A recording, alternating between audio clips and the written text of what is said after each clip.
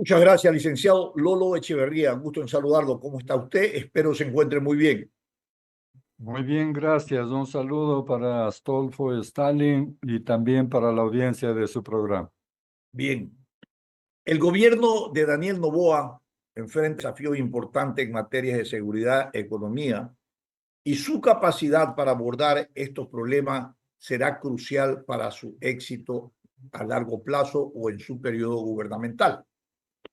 Usted ha escrito un interesante artículo que habla de los retos y peligros del nuevo mandatario. ¿Cuáles son los retos y cuáles son los peligros de eso que lleva consigo estos retos? Buenos días y bienvenido.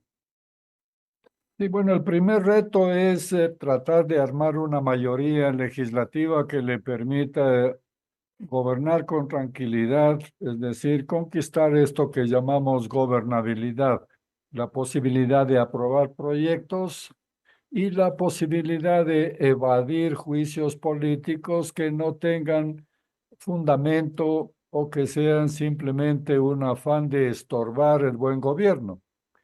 Ese es el primer reto que Es el tiene, primer que reto, pero será, veamos entonces en qué escenario ese primer reto Daniel Noboa tiene que manejarlo.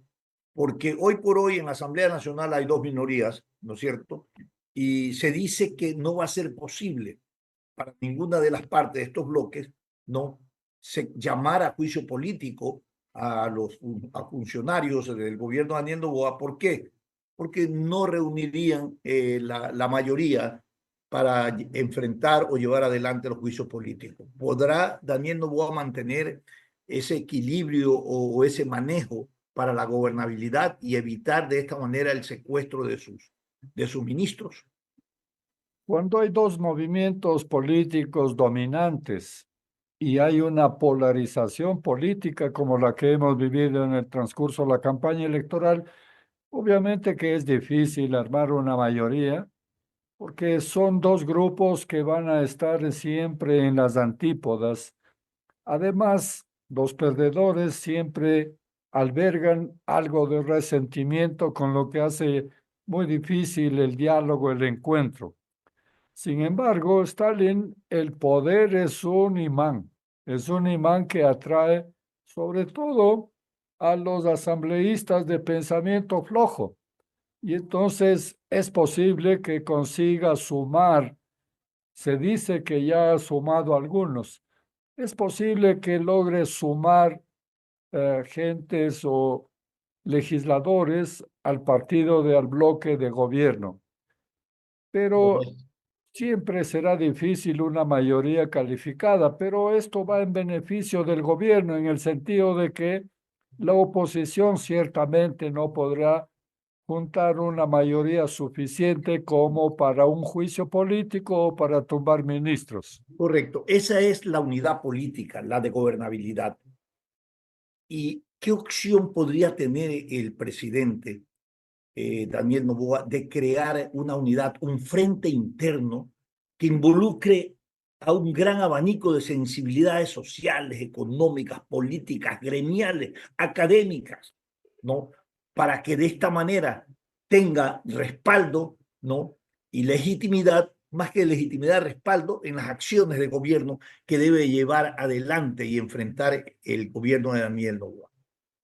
Bueno, el segundo reto que tiene el presidente es gobernar, Gobierno. que no lo ha hecho hasta ahora. Lo que ha hecho es una campaña electoral en el gobierno. Y esto no puede continuar así. Por eso es peligroso cualquiera, digamos, objetivo que pretenda mantener o prolongar la campaña electoral. Lo que debe hacer es gobernar, es decir, resolver los problemas de los ecuatorianos, que son problemas de los que no se habló mucho en la campaña electoral, pero que son Claro, los que la gente espera que el gobierno le resuelva, que son la inseguridad, el desempleo. Fundamentalmente, sí hay un tercer elemento que interesa más a quienes conocen de política y a los gobernantes, que es las instituciones del Estado, la reestructuración, la institucionalidad. a ver. Pero a la gente lo que le interesa es seguridad y empleo. El resto corre de cuenta de los ciudadanos. Usted ha notado un elemento que me parece muy interesante, Lolo, profundizarlo.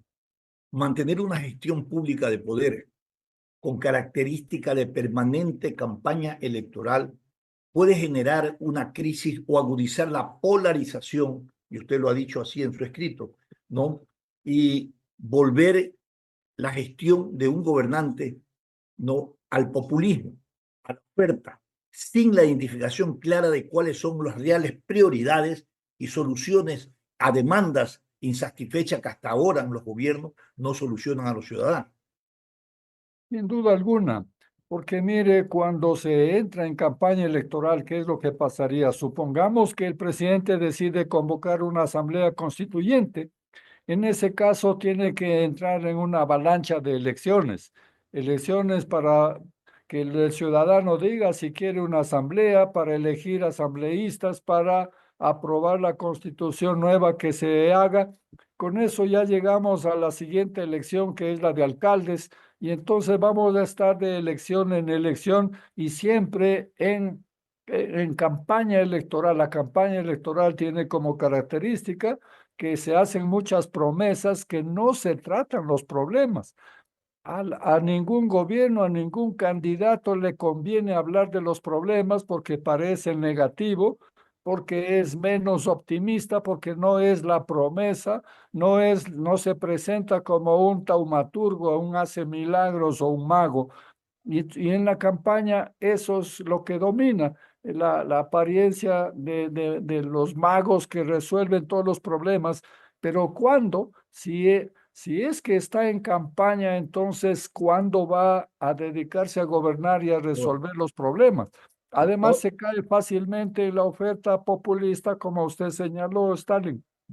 ahora, ¿qué pasa con la oferta en el orden electoral? El presidente Daniel Noboa planteó un proceso constituyente y lo que se supone es que si usted oferta en campaña algo, debe de cumplirlo. Pero usted ha hecho notar en su artículo algo que me parece muy importante. Ir a un proceso constituyente es poner en vigencia a un contradictor y a una oposición. Es decir, como darle un soplo de vida frente a la arremetida que han tenido por parte de este proceso electoral. No cumplir esta propuesta electoral de alguna manera podría tener un costo, no para el gobernante.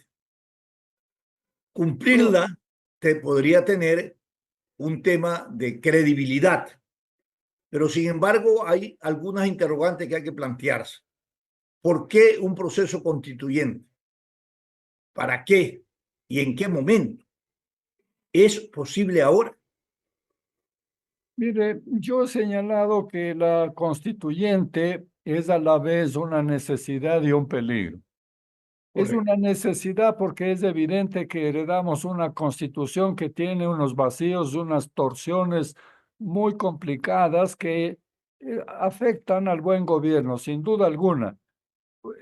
La institucionalidad es importante porque la institucionalidad es lo que funciona incluso cuando no funciona el gobierno, pero también está de por medio las autoridades de control para impedir, por ejemplo, la corrupción que hemos vivido y sufrido en años anteriores.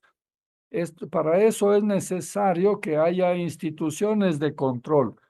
Todo esto es indispensable, es cierto, pero hay prioridades y la prioridad es resolver los problemas de los ciudadanos. El ciudadano no es ingenuo para no darse cuenta de que en lugar de resolver sus problemas, estén pensando, elucubrando sobre posibles nuevas constituciones. Cualquier ciudadano puede darse cuenta de que la prioridad es resolver los problemas y que eso no significa traicionar una oferta, sino aplazar esa oferta. Porque el problema de una nueva constitución sería que hay proyectos diferentes, hay concepciones diferentes del Estado. Habrá una defensa acérrima de la constitución vigente frente a una nueva constitución. Esto significa prolongar no solo la campaña electoral, sino sobre todo prolongar la polarización, que es lo que divide a los ecuatorianos. Lo que necesitamos ahora es hablar de la unidad, hablar de un proyecto nacional que nos presente el gobierno y que apoyemos todos los ciudadanos para tener optimismo respecto de un futuro mejor. Además, el país está en condiciones muy precarias. Estamos con la seguridad social prácticamente quebrada, estamos con un déficit eh, que se reproduce año por año y va en aumento, estamos con una deuda que va creciendo. Esos son problemas que hay que resolver con más urgencia que una nueva constitución. Ahora, usted ha expresado en su artículo algo que me ha llevado a reflexionar. ¿Cómo convertir a un gobernante en un estadista? Porque evidentemente cuando se elige un gobernante y llega al poder, o ese gobernante, perdón, gobierna para el poder. El estadista gobierna para el poder histórico, se queda con ese reconocimiento. Pero ¿cómo convertir a ese gobernante en estadista? ¿Bajo qué variables, bajo qué hipótesis podemos tenerlo? Bueno, solo se necesitan tres condiciones, tres muy simples condiciones. La primera es no pensar en sí mismo, sino en los demás. Perfecto. La segunda es tener un objetivo para todos, un objetivo común, es decir, un proyecto de unidad nacional, porque el que ganó la elección gobierna a todos, a los que ganaron y a los que perdieron, es decir, gobierna a todos. Y la tercera condición es hablar con la verdad.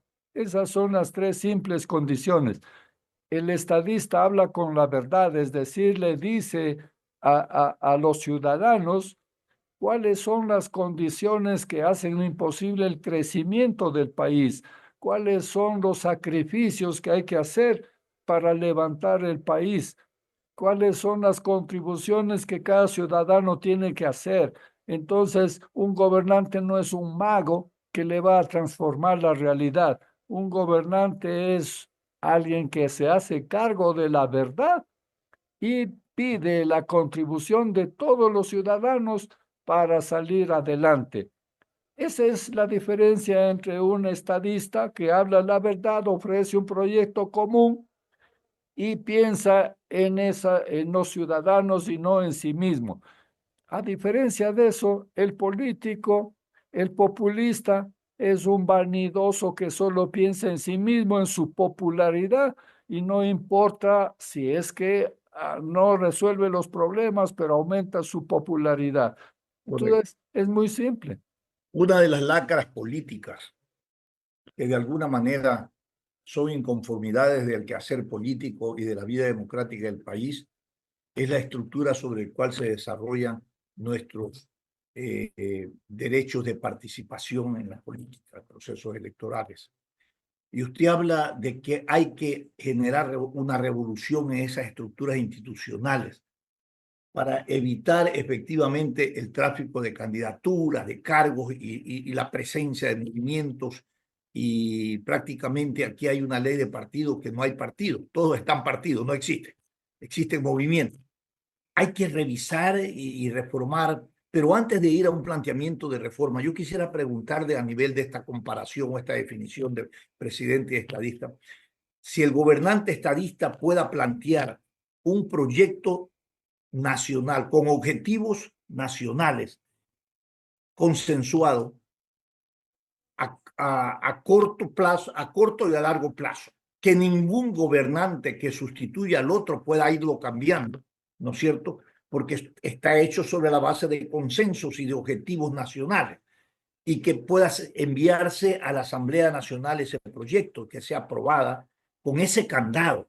Porque aquí lo que pasa es que cada gobernante quiere refundar el país a su manera, bajo su percepción, bajo su visión, alejándose de cumplir con las demandas insatisfechas del pueblo ecuatoriano que vienen siendo excluidas por muchísimos periodos gubernamentales. ¿Cómo resolver este problema? Estas inestabilidades que se crean con la misma estructura de poder. Se ha dicho con una fórmula sencilla y comprensible la diferencia entre el estadista y el político, ¿no? y es que el estadista piensa en las próximas generaciones, mientras el político piensa en las las próximas elecciones. elecciones. Entonces, cuando se piensa en las próximas elecciones, es evidente que se hace constantemente, permanentemente campaña electoral que se genera, no solamente se tolera, sino que le conviene tener enemigos. La campaña se hace contra alguien fundamentalmente más que a favor de algo. Y acabamos de vivir una campaña. ¿Quién presentó un proyecto nacional? Nadie, pero Nadie. el uno hablaba mal del otro y esto era entonces la campaña se hace en contra de alguien. El estadista trabaja en función de algo, de un futuro, en favor de los A ciudadanos. favor de los ciudadanos. Entonces, es a largo plazo. Por eso, un aplazamiento de la necesidad de transformar la Constitución no es malo, es bueno, porque esto quiere decir que es un proyecto que no está pensado para ganar elecciones, es un proyecto que está pensado para resolver los males del país. Y si eso toma dos generaciones o toma dos, tres presidentes, no importa, porque así es un proyecto de todos y no es un proyecto de gobierno. Quiera o no, un gobierno es fugaz, propone una nueva constitución y al próximo gobierno puede ser que sea de otro signo, no le conviene La cambia, ¿no? y empieza a pensar en el cambio. Entonces hay que pensar por última vez en una constitución hecha por todos y por varias generaciones y por varios presidentes. Esa sería una buena constitución. Ahora, la mejor fórmula para plantear una nueva constitución y plantear un proyecto, la mejor fórmula es primero construir el proyecto Correcto. y segundo, ser un buen gobernante para probar que puede cumplir lo que dice, para probar que puede resolver los problemas, para probar que hace esto por los demás y por el futuro del país. Y entonces es mejor dedicarse a gobernar para tener la capacidad de convocar a una nueva constitución. Claro. Paralelo a eso, en el diferimiento que usted plantea, que estoy de acuerdo, Lolo, con usted, de un proceso constituyente, pero debería montarse una estructura de participación diversa para una propuesta de un proyecto nacional o de una reforma o de un proceso constituyente, para que después de un año y medio, 2 años, 3 años, cuando el gobierno haya consolidado y atendido las demandas insatisfechas necesarias que la población requiere, se pueda tratar el tema, pero ya con estos consensos, con estos aportes. Yo creo que es la manera como debe de plantearse, ¿no? Y forjarse unos cimientos de un proceso constituyente, de una nueva constitución, ¿no? Sobre la base de todos estos consensos de todos los actores para que no pueda ser manoseada por el gobierno o el poder de turno. Esto podría ser importante, se ha hecho en otros países, se ha Es hecho en España, esencial se hizo en Chile. esto del consenso, es absolutamente esencial.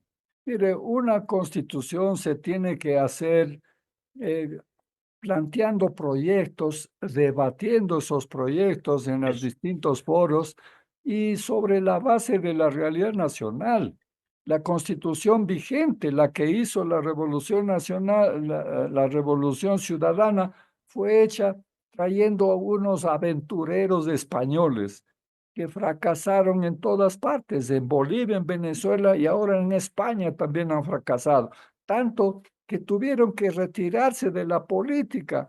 Llegó la vicepresidencia y tuvo que retirarse de la política porque fue un fracaso. Esos aventureros hicieron esta constitución, lo cual es un absurdo.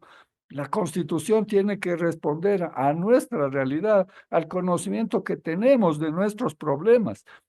Fíjese que es una vergüenza para los políticos que una constitución bien hecha que permitió que funcionen partidos políticos en Ecuador fue hecha por los militares, por los dictadores. En el 79 se hizo un sistema de partidos políticos que funcionaba. Entonces funcionaban el Partido Liberal, el Partido de la Democracia Popular, la Izquierda Democrática, el Partido Socialista. Bueno, Estos eran partidos políticos. ¿Y cuáles eran las condiciones?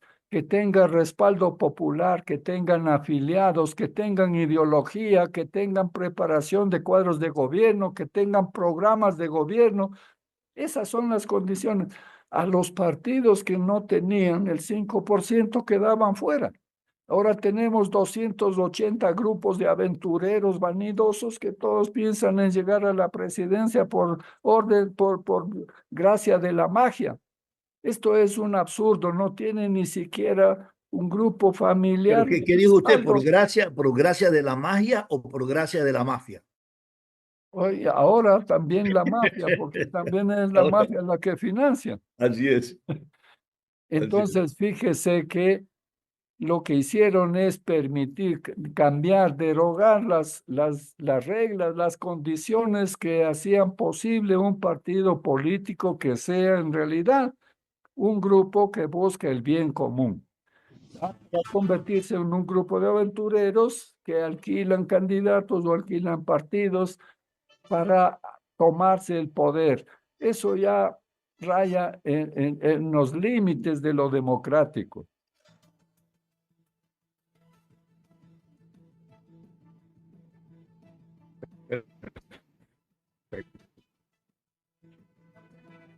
Lolo Echeverría, me quedo con lo último.